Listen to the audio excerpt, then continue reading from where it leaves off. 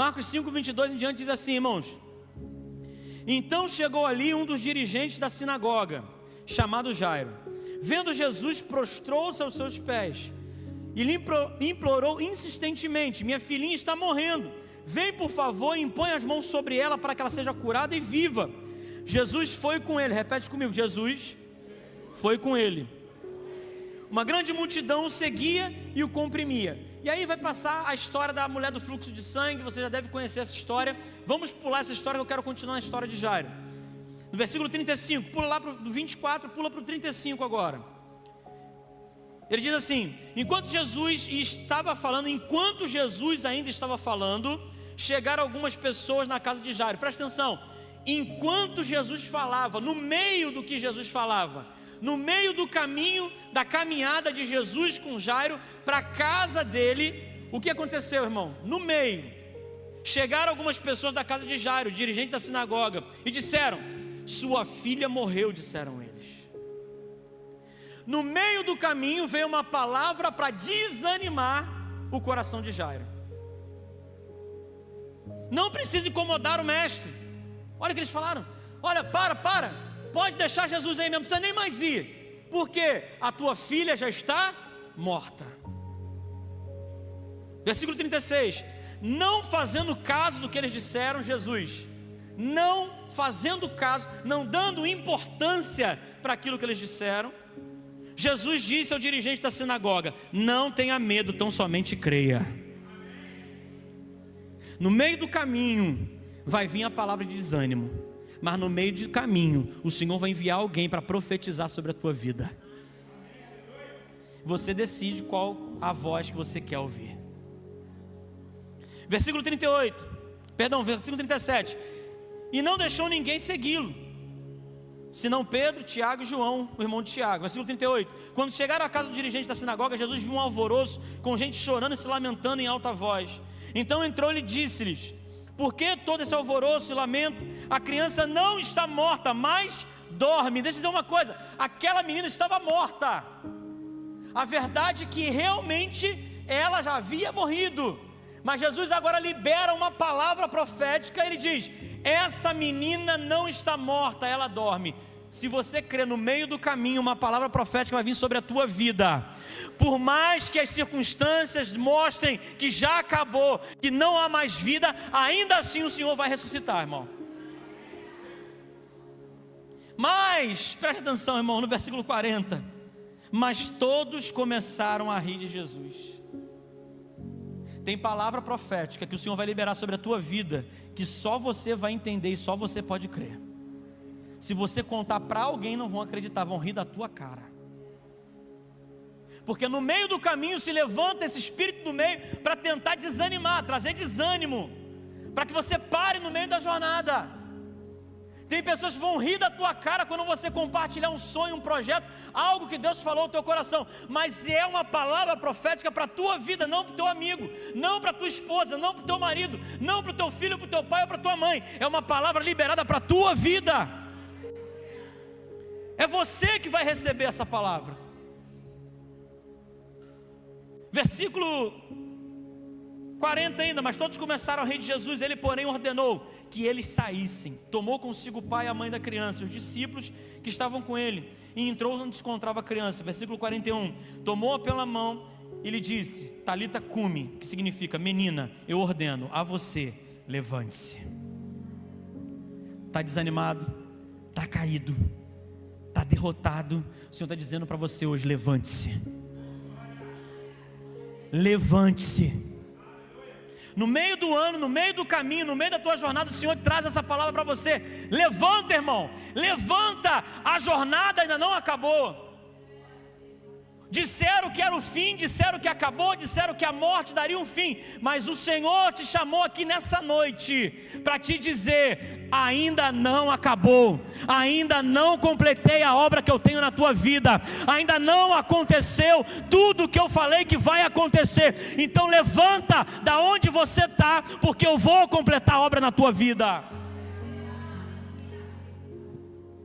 Versículo 41. Tomou-a pela mão e disse isso. Versículo 42. Imediatamente a menina que tinha 12 anos de idade levantou-se e começou a andar. A menina que estava morta imediatamente levantou e começou a andar. Irmãos, essa palavra é uma história muito incrível. Acredito que todos vocês devem conhecer essa palavra.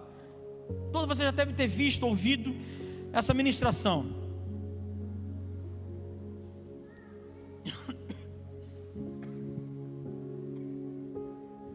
Mas tem alguns detalhes, nessa história, que fazem ela ficar mais interessante ainda. Ela vai começar contando que Jairo era o dirigente da sinagoga. Jairo era um homem de prestígio. Jairo era um homem que tinha uma posição elevada. Jairo era alguém que era importante na sua comunidade, tanto na comunidade para a sociedade de forma geral, quanto dentro da religião judaica. Era um homem que comandava a sinagoga, era um homem que comandava o Shabat. Todo sábado ele estava ali organizando as coisas para que acontecesse a leitura da palavra, os ensinamentos e o momento mais importante para o judeu. Aquele homem, ele gozava de privilégios. Aquele homem, ele tinha condições financeiras muito acima da grande população em Israel, porque assim viviam os chefes da sinagoga. Só que Jairo, no momento de desespero, no momento de problema e dificuldade, ele ouve falar que havia um mestre, um rabi, Jesus, que poderia ser o Messias, que poderia ser o Filho de Deus. Mas todo judeu que começava a seguir a Jesus, ele perdia todo o prestígio na sua comunidade. Ele perdia todo o prestígio que ele tinha na sinagoga de onde ele frequentava. Isso eu estou dizendo para pessoas comuns. Pior ainda, um chefe da sinagoga. Nesse momento, Jairo ir procurar Jesus, Jairo chegar diante de Jesus e se prostrar diante dele, significava para Jairo abandonar completamente a sua vida, abandonar o seu prestígio, abandonar o que ele tinha na sua vida passada, porque a partir de agora, preste atenção, acontecendo o milagre ou não, Jairo havia tomado uma decisão: eu estou rompendo agora com a minha vida passada, e a partir de agora eu vou viver uma nova vida. A partir de agora eu vou viver uma nova história, uma nova jornada, independente se o milagre acontecesse ou não. Jairo estava naquele momento abrindo mão de tudo que ele tinha, de tudo que ele possuía, de tudo que ele tinha conquistado até então na sua vida, para viver uma nova jornada e uma nova história.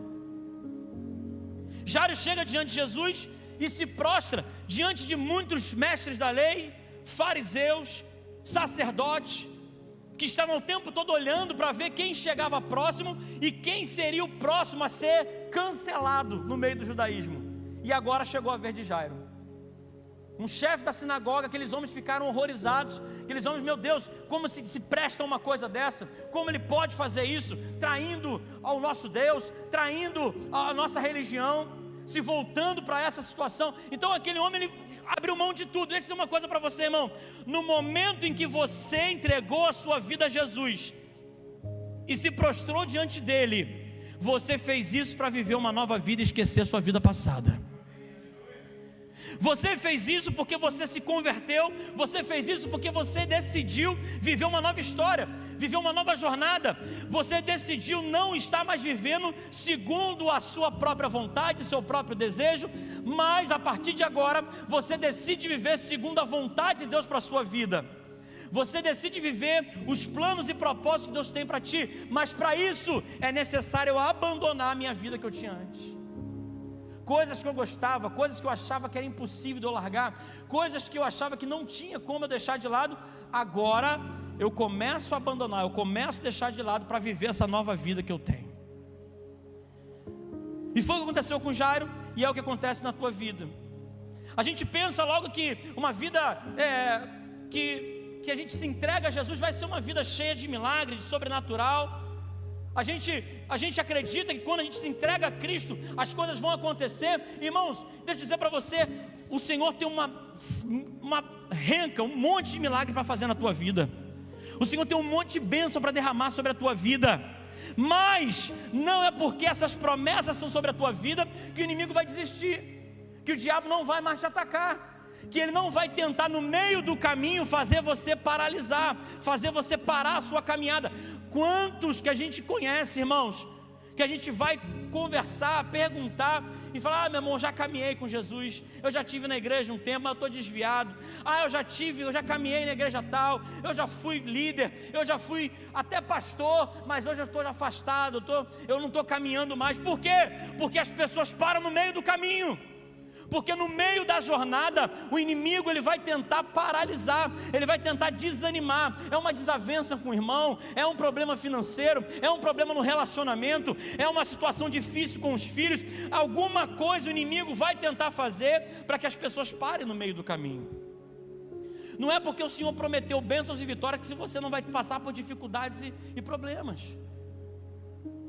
A questão é, a gente precisa entender que todos nós, a primeira coisa que chama atenção nessa palavra, todos nós vamos ser visitados pelo desânimo. No meio da jornada, seja ela na nossa vida ministerial, profissional, financeira, na nossa jornada, no nosso casamento, nos estudos. Você sabe que, irmão, eu lembro quando eu estava fazendo a faculdade, irmão, mas tinha dia que eu não ia nem com material, eu falava: meu Deus, não aguento mais vir para esse lugar. Totalmente desanimado.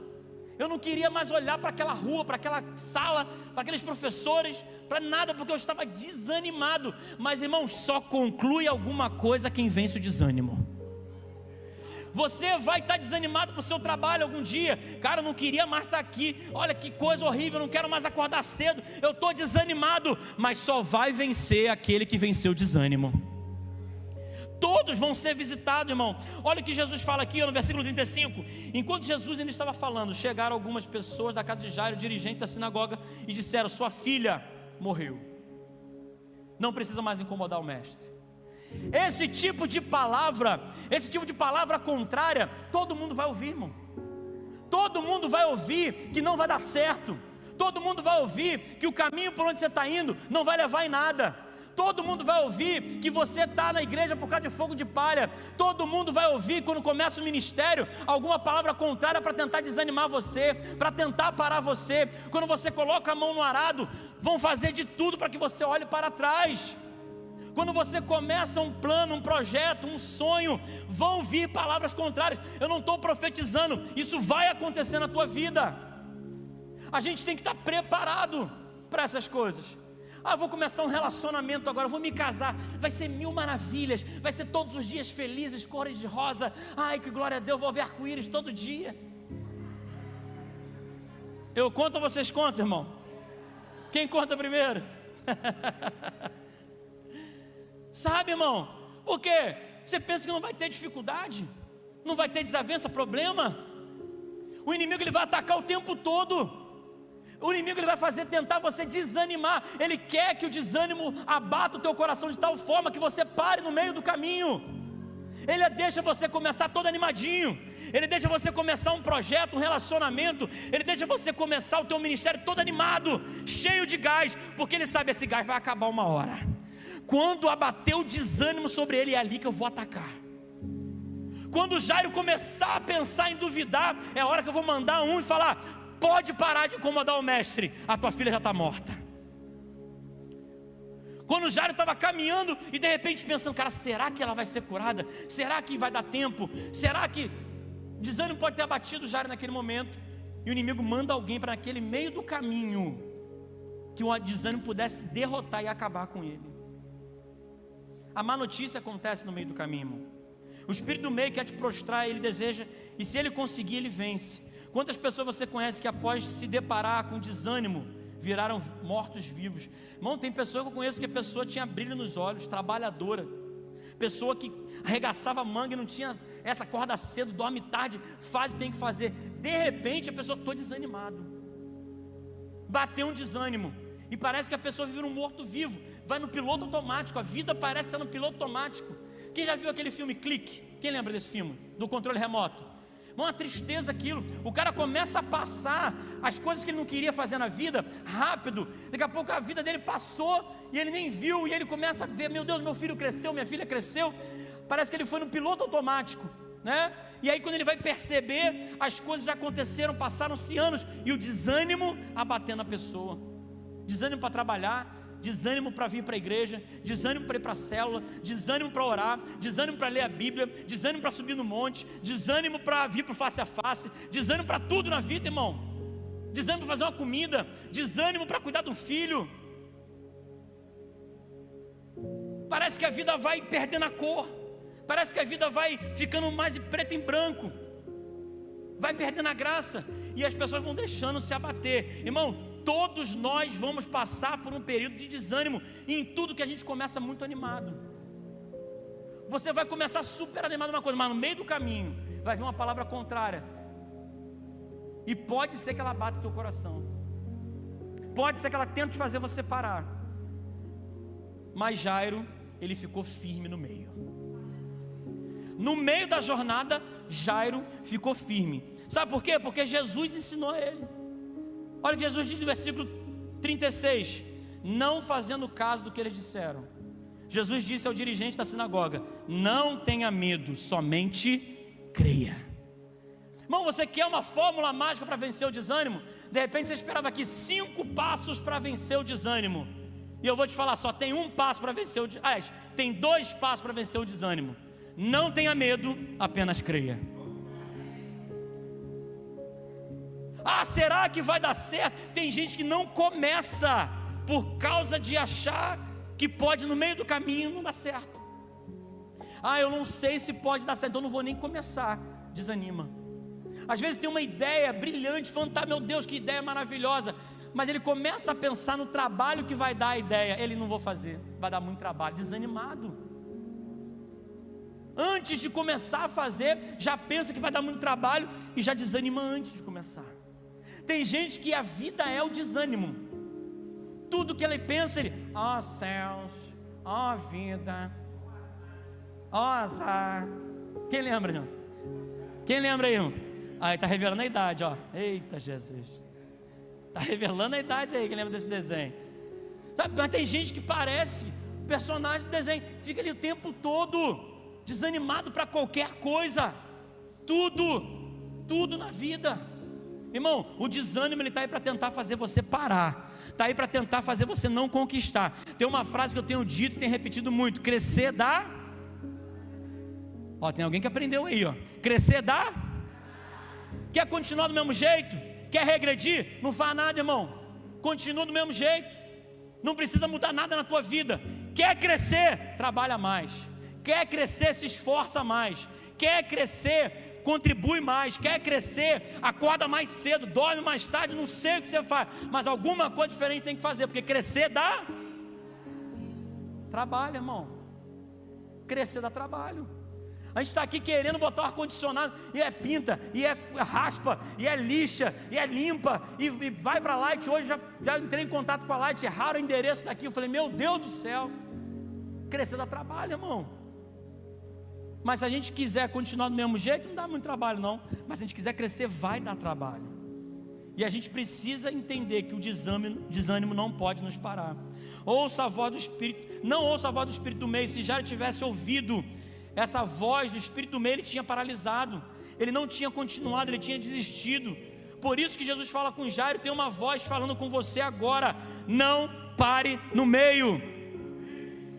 O Senhor mandou eu falar para você nessa noite, aquela voz que Jesus disse para Jairo, hoje de repente sou eu, profeticamente dizendo para você: não pare no meio do caminho, não pare no meio desse ano.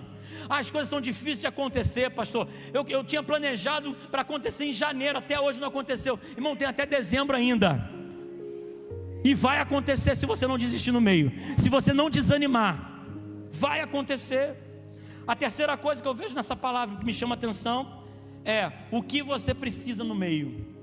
Pergunta para o seu irmão: o que você precisa no meio?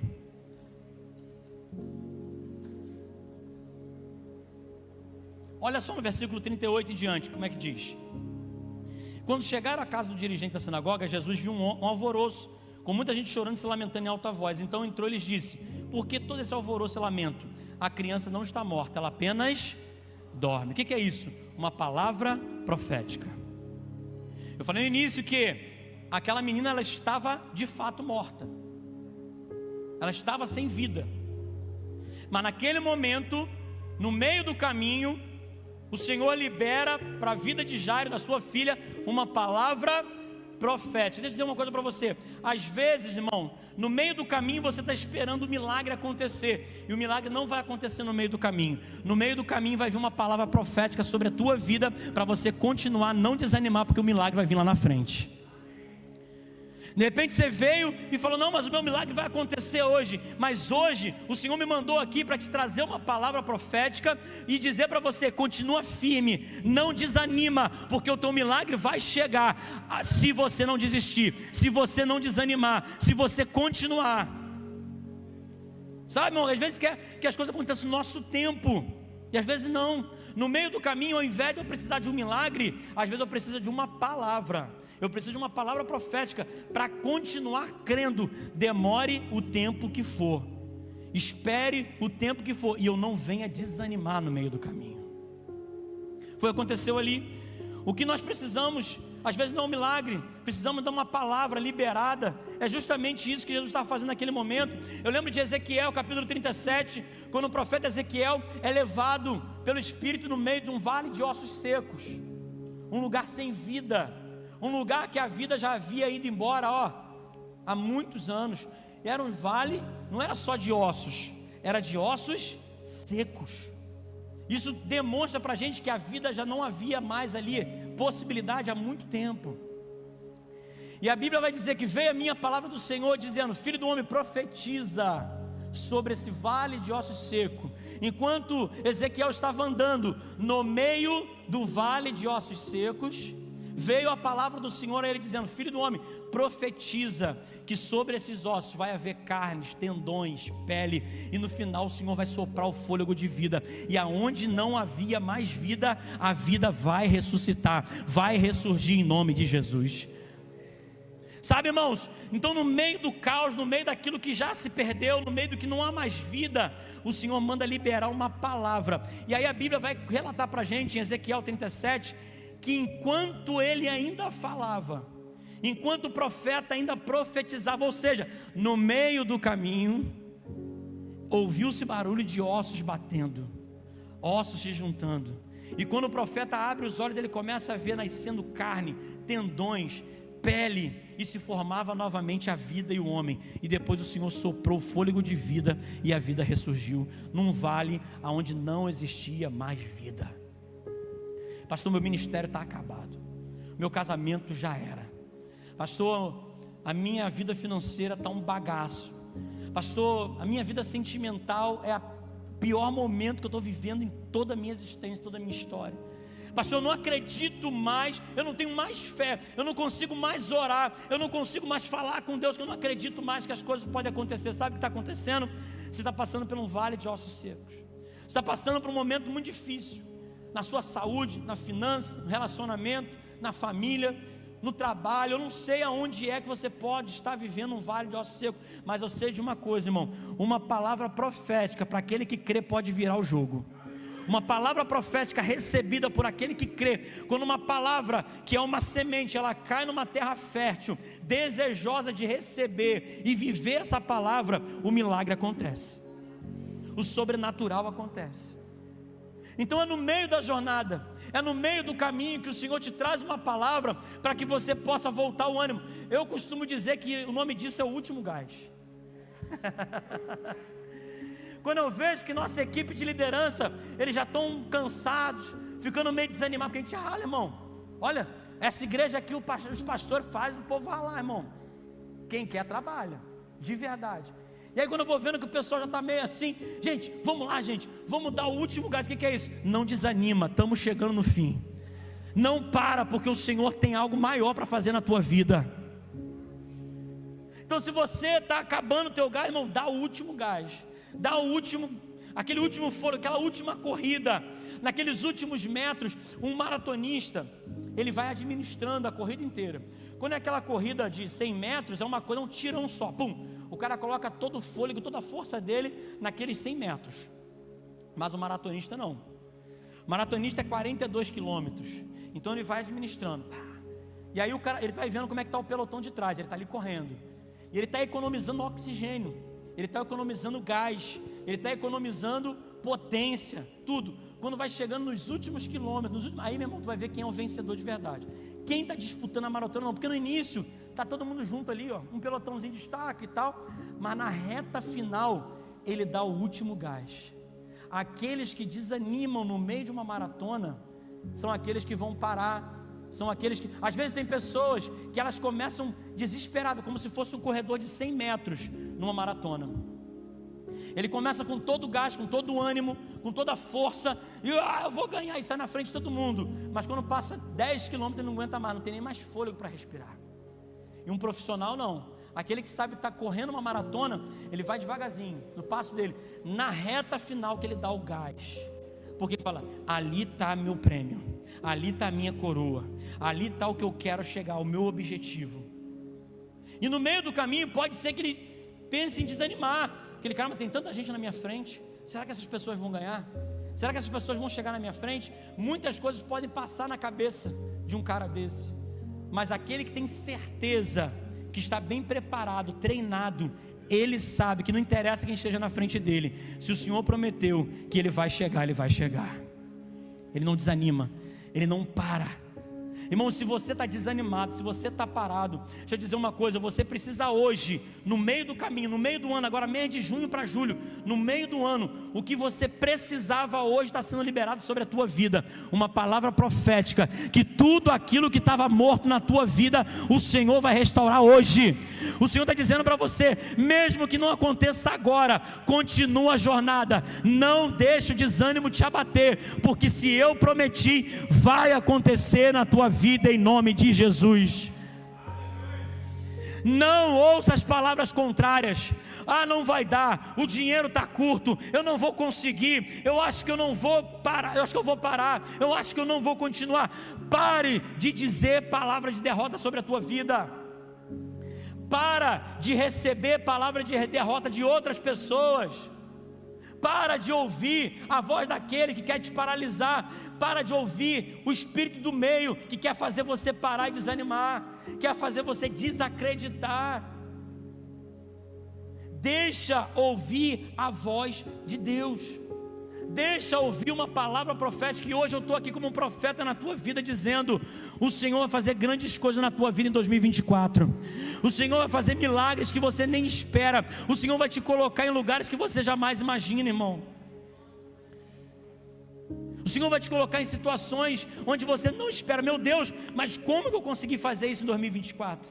O ano começou tão ruim, o ano começou tão complicado, o ano começou com tantas notícias ruins, mas virou o melhor ano da minha vida. Quem crê, irmão? O ano começou um desastre, mas 2024 vai ser o melhor ano da minha vida. Isso sabe o que é? É uma palavra profética. E aquele que recebe essa palavra hoje vai viver como Jairo viveu o milagre, o sobrenatural, a restauração e até mesmo a ressurreição em nome de Jesus. Se você crê nessa palavra, irmão, fica de pé agora.